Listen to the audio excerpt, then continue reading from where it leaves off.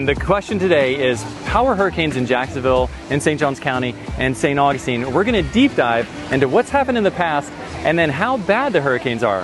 Are they going to blow your house down like the big bad wolf, or are they not quite as bad as you expect? And then at the end of the video, we're going to brush up against what flood insurance is, how much it ranges, and then also the building codes in Northeast Florida. So first things first, we have to kind of set the stage. When you think Florida, absolutely, we think about the hurricane capital of the world, definitely the hurricane capital of the United States, and we think alligators, right? The interesting thing is, like, when hurricanes get riled up, they just pummel South and Central Florida. But whenever they're coming up the coast, there's like a little niche in Northeast Florida that the hurricanes just come up and they kind of do a bank shot off of, and then they continue on to the Carolinas. Believe it or not, the last direct hit of a major hurricane was in 1964. So for all the number junkies and the ones that like playing the odds, I found this. For every year, the chances of a Category 2 or higher hurricane hitting Jacksonville is a 1 in 14 chance. So how do you prepare for a hurricane? Well, first things first, you want to load up with fuel. Fuel for your car, fuel for your generator. If you don't have a generator, that's a really nice addition because it keeps the refrigerator running and the air cool. I know if mama's hot, everybody's upset. So we want to make sure that mama stays cool. You also want to make sure that you have batteries and anything to prepare you for whenever you lose power. I would also recommend that if you are the type that does want to evacuate, to leave earlier because the interstates get gridlocked really quickly and you could be sitting hours and hours in traffic trying to escape the impeding storm. So I do want to just pause and say, this video is not intended to scare people. Like, honestly speaking, in Jacksonville, hurricanes are kind of like the boogeyman in the closet. They're much scarier than they actually are in real person. So us locals and Floridians, our blood pressure doesn't rise whenever hurricane season is approaching. Whereas I know when I talk to a lot of families from out of state and out of town, their number one concern is, what about the hurricanes? And it's really not like that. So some recent storms that you would recognize was Hurricane Matthew, which was a Category 2 that hit in 2016. That caused a lot of rain and a lot of flooding. Then, believe it or not, in 2017, Tropical Depression Irma, like, she wasn't even a hurricane.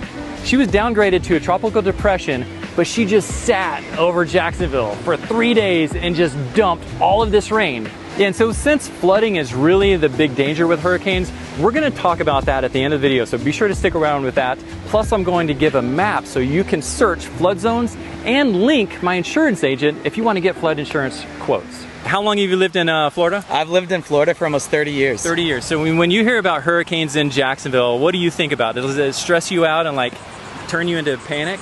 You don't want to underestimate a hurricane, obviously, but I think the media and stuff will feed off of them and blow them up a bit. But I think being a surfer and living in Florida, you learn how to forecast properly, and there is a line. You have to be serious. It is a serious thing, and you need to prep. Everybody should always be prepared with a prep box and everything, and living on the beach especially, you need to take the precautions. But man, I've lived here almost 30 years, and I think maybe 5-6 times it's been serious. So cool. It's a beautiful place to live. It is. This is awesome, man. Thank you so much. Yeah, so cool. So now let's jump into the different categories of hurricanes. They range from Category 1 up to a Category 5, and you'll be able to see the wind speeds in each of these categories. Based on the category is going to determine the different types of damages you can expect or might expect.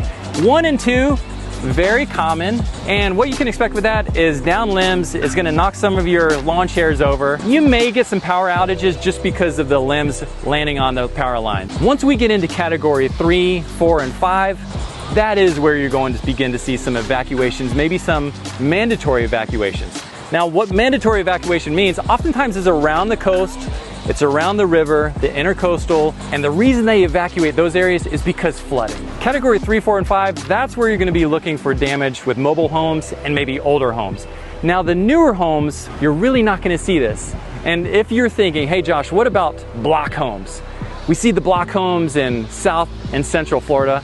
Why don't they build block in Northeast Florida?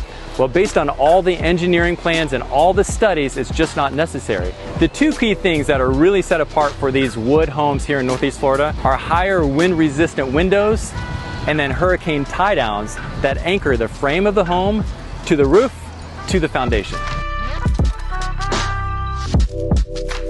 Okay, so let's talk about flood zones and what you should be aware of if you're thinking about moving to Jacksonville, St. Johns County, St. Augustine. I'm gonna drop the link in the description of the FEMA flood zone search map. That way you can put in the address if you're looking at a home, or the general area, and know exactly what the flood zone is. You're looking for the letter X. An X flood zone means that it's not part of a flood zone. That's a beautiful thing because it doesn't cost you extra money. It also means it's going to withstand the 100-year storm. Even if you're not in a flood zone, you still can get flood insurance.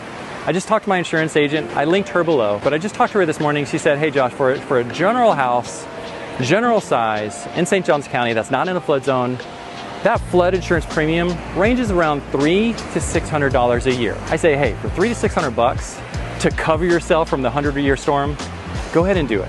It's worth it.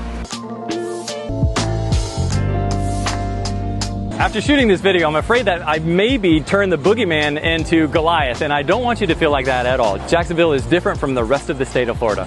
So here's the thing, if you're thinking about moving to Northeast Florida, St. Johns County, Jacksonville, St. Augustine, I really want to be your resource, your go-to resource, and surely you have more questions.